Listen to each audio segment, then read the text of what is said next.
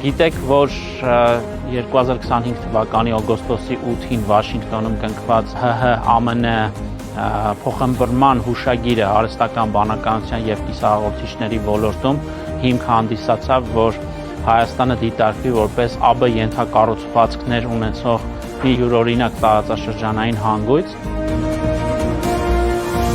Գիշերը ժամանել է 3:30, առաջի խմբականակն է մեր GPU-ների, արդեն իսկ